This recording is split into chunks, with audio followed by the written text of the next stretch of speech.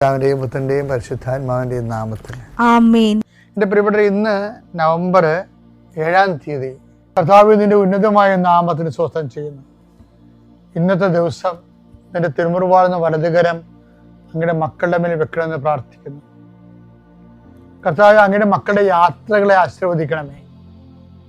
ഒരു വിഷയം ഓർക്കുമ്പോൾ, ഒരു വ്യക്തിയെ ഓർക്കുമ്പോൾ നിനക്ക് വിഷമം ഉണ്ടെങ്കിൽ അത് കർത്താവ് ഈ നിമിഷം ഏറ്റെടുക്കുകയും നിനക്ക് വേണ്ടി ഈശോ വാദിക്കുകയും ചെയ്തുകൊണ്ട് നിന്നെ അവിടുന്ന് സന്തോഷത്തോടെ തിരിച്ചു കൊണ്ടുവരട്ടെ. നിന്റെ സാമ്പത്തിക പ്ലാനുകളെല്ലാം, നിന്റെ പദ്ധതികളെല്ലാം, 10 പൈസ നിന്റെ കുഞ്ഞുങ്ങൾക്കും കുടുംബത്തിനും വേണ്ടി സ്വരുക്കൂട്ടാൻ വേണ്ടിയുള്ള നടപടികൾ ഈശോയുടെ നാമത്തിൽ സംരക്ഷിക്കപ്പെടട്ടെ.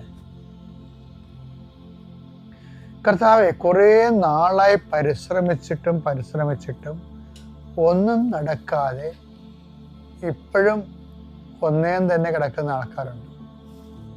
അങ്ങനെയുള്ള എല്ലാ വിഷയത്തിനുമേലും കർത്താവ് ഇന്ന് നീ തീരുമാനം എടുക്കണമെന്ന് പ്രാർത്ഥിക്കുന്നു.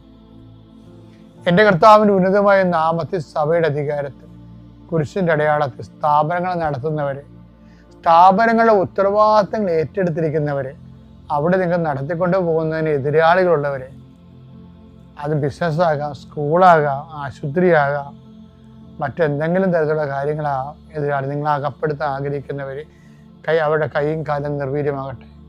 ഈശോയുടെ നാമത്തിൽ പ്രാർത്ഥിക്കുന്നു. Lord Jesus Christ, pour out His Spirit, touch the fire fingers, soak with the precious blood. Lord, infuse His spirit of power and grace.